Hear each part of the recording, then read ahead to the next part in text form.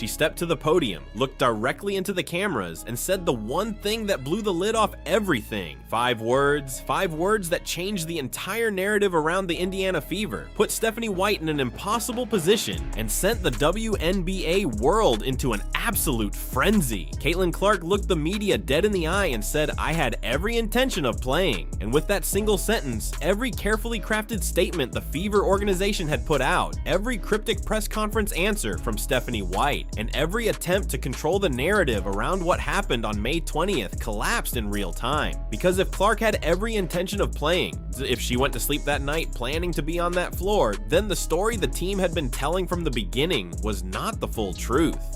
And everyone watching knew it. This is the complete story of what actually happened, who said what, when they said it, and what it reveals about the relationship between Caitlin Clark and the organization that is supposed to have her back. AOL, to understand why Clark's press conference on May 22nd hit as hard as it did, you have to go back to the very beginning of this season, because the back issue that eventually kept her out of the Portland Fire game did not appear from nowhere on the morning of May 20th. It had been there, in plain sight for anyone paying attention, from the very first game of the 2026 WNBA season. During the Fever's season opener against the Dallas Wings, Clark made 2 separate trips to the locker room during the game. She returned to the bench on one of those occasions wearing a heating pad on her lower back and still finished the game. When reporters asked her about it afterward, Clark did what she always does. She minimized it, smiled, and moved on. She said she was just getting her back adjusted, that it gets out of line quickly, that other than that, she felt great. The message was clear: nothing to see here.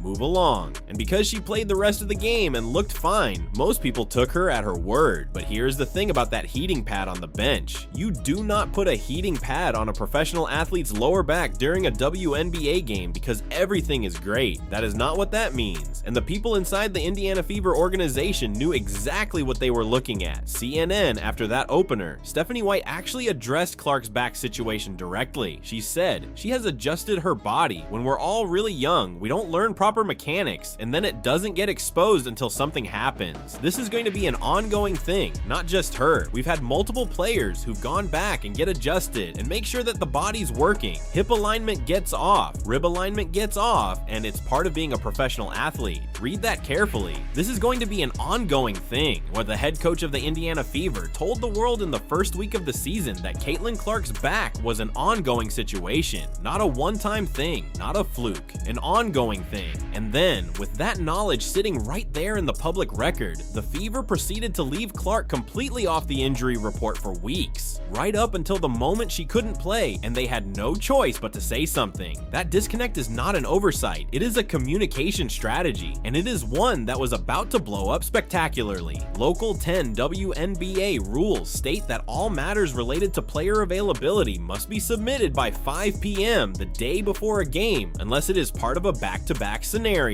That rule exists for a reason. Fans buy tickets, people make plans, broadcasters set their narratives, sponsors activate around specific players. The entire commercial ecosystem of a WNBA game night is built around the expectation that the information the team files the night before is accurate and complete. When a team sits on information about their biggest star's health situation and then drops a scratch 2 hours before tip-off, they are not just bending the rules, they are undermining the trust that the entire system is built on. Clark had not appeared on Indiana's injury report at all the day before the Portland game, despite missing practice because of the back issue that had been acknowledged as ongoing from week 1 of the season. That is not a clerical error, that is a deliberate decision. And when the league started asking questions, Stephanie White's response was so brief and so confident that it almost seemed rehearsed. When reporters asked White whether the Fever could face punishment from the WNBA, she gave exactly one word: no. That's it. No explanation, no nuance, just no. Wikipedia.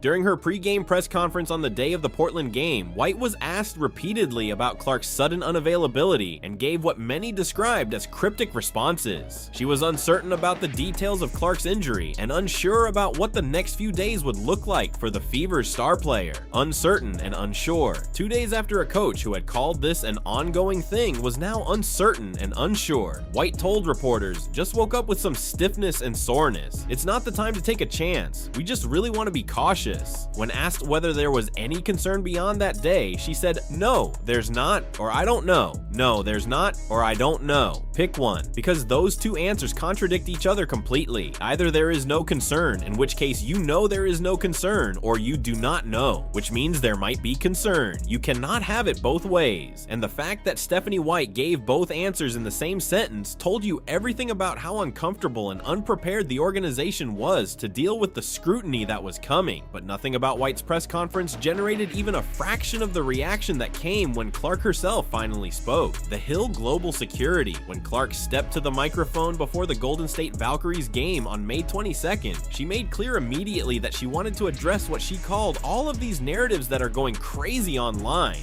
She confirmed that she had gotten treatment on Tuesday. She confirmed that she had woken up Wednesday feeling a little sore. And she confirmed that she had immediately messaged both the training staff and her personal physiotherapist the moment she felt that soreness. But then she said the part that nobody expected. "I had every intention of playing. Didn't indicate I wasn't gonna play. Approached Wednesday. That was the day of our game, as I was 100% playing." Let that land for a second. Clark did not wake up on Wednesday and tell the Fever she was out. She did not flag herself. She was going to play. The decision to scratch her, the decision that sent fans into a fury, triggered a WNBA investigation, and generated days of media coverage, was not made because Clark told the team she could not go. It was made by the organization, and Clark, standing at that podium, made absolutely sure that everyone in that room understood the distinction. She seemed visibly frustrated that the situation had spiraled as far as it had. She sarcastically offered to share her breakfast order as part of walking through the exact timeline of the day, how she got treatment, how she communicated with staff, and crucially, when she found out she would not be playing. She told reporters that she had informed her own mother she was not playing at 4:47 p.m.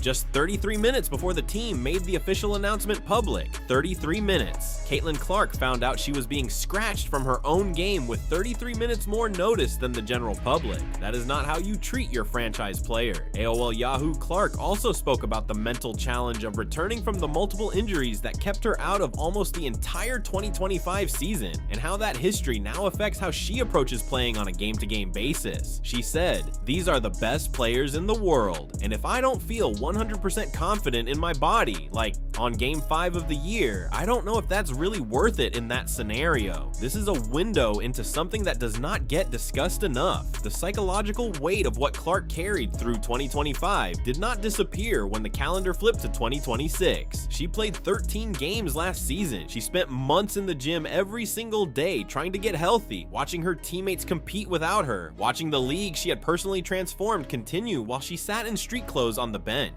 When she finally announced in September of 2025 that she would not return for the rest of the season, she wrote that "disappointed isn't a big enough word to describe how I am feeling," and that she had spent hours in the gym every day with the singular goal of getting back out there. That is not a player who takes sitting out lightly. That is a player who fought as hard as she possibly could to be on the floor.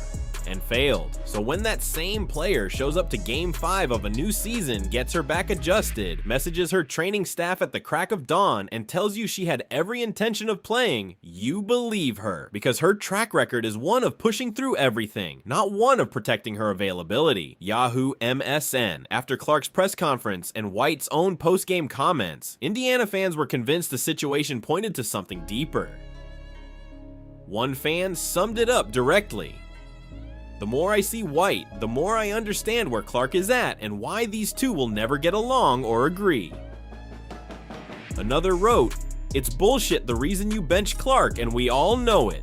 Fans began openly calling for White's firing, with some threatening to boycott Fever games entirely. And the reason the reaction was so volcanic was not just about one missed game, it was about a pattern. The Fever's handling of Clark's injury communication in 2025 had already created an atmosphere of distrust between the organization and the fan base. Fans spent months being given vague, optimistic updates that eventually gave way to Clark missing 31 games. The credibility of the Fever's injury communication was already at 0 before this season even started. So when the exact same situation, late information, cryptic press conferences, a last-minute scratch, and played out again in week 2 of 2026, the fan base did not give the organization the benefit of the doubt. They already knew what that felt like. They were not going through it again. White attempted to defend the injury report decision, saying, "Not everybody that doesn't practice or gets a pro day is on the injury report. That happens all the time. And she wasn't listed on the injury report earlier because we expected her to play." They expected her to play, which is exactly what Clark herself said. She expected to play. She had every intention of playing, and yet she did not play. So who made that call? When did it get made? And why did Clark find out about it with 33 minutes of notice? Those are the questions that Stephanie White's press conference responses did not come close to answering. The Hill. In the end, the WNBA decided not to fine the Fever. The team received an official warning instead, with the league making clear that the warning was primarily about Clark's injury not being listed on the report, rather than about the specific reason she sat out. WNBA injury rules require teams to report injuries, illnesses, and medical conditions by 5 p.m. local time the day before a game. The warning put Indiana on notice that future violations would be handled with greater consequences. The league drew a line. The Fever walked up to it, stepped over it, and got a warning for doing so. The next time, based on everything the WNBA communicated through that warning, the response will be financial. And given how much money flows through a Caitlin Clark game night, the ticket sales, the TV ratings, the sponsorship activations, a fine tied to her availability would not be symbolic, it would hurt. White also insisted after the game that the decision to scratch Clark was not load management, directly contradicting what some analysts had speculated. She said, "She's healthy. We're not managing anything. This is just a back issue that we want to make sure we give the time to be ready. Not load management, just caution, but cautious enough to pull her from the lineup without telling her until 4:47 in the afternoon. Cautious enough to not list her injury for days despite knowing the back was an ongoing issue. Cautious about her health, but apparently not cautious about the communication breakdown that was going to follow. Yahoo, the National here, is what the entire episode actually reveals about the state of the Indiana Fever in 2026. There is a fundamental disconnect in how this organization communicates, internally and externally. Clark found out she was not playing with barely more notice than the fans did. That tells you the decision was made at the last possible moment by people above her, without the kind of transparent dialogue that a franchise player deserves. Stephanie White gave answers in her press conferences that were simultaneously confident and contradictory, certain and uncertain, dismissive and evasive, all in the same breath, and the organization sat on an injury designation for a player who had been getting heated treatments in-game since opening night, apparently hoping the situation would resolve itself quietly. None of that is the behavior of a franchise operating with clarity and trust at its center. Clark's comment about the mental challenge of feeling confident in her body, about not knowing if playing at less than 100% is worth it in Game 5 of the year, is the most revealing thing anyone said throughout this entire episode, because that is not the voice of a player who is fully comfortable in her environment. That is the voice of a player who has been burned before, who is hyper aware of the fragility of her physical situation, and who is navigating a relationship with her coaching staff and organization that still has not earned the kind of deep, unconditional trust that championship teams are built on. The National, the good news, and there is genuine good news here, is that Clark returned to the lineup for the Valkyries game. She was listed as probable and then confirmed active. The back issue, for now, appears to be exactly what the Fever said it was. Short-term soreness that needed a day of rest. The season is not derailed, the injury is not serious, and Clark, being Clark, showed up ready to play because that is what she always does. But the questions that the Portland game scratched open are not going to close just because she played the next night. The communication breakdown happened, the WNBA warning is on the books, and Caitlin Clark stood at a podium and told the world in plain English that she had every intention of playing, which means someone else made the call that she would not. Until the Indiana Fever explains that chain of events in a way that actually makes sense, the speculation is not going to stop. And in a league where every single Caitlin Clark moment is amplified to a level that no other player in women's sports has ever experienced, the cost of that unanswered question is going to keep compounding every time something like this happens again.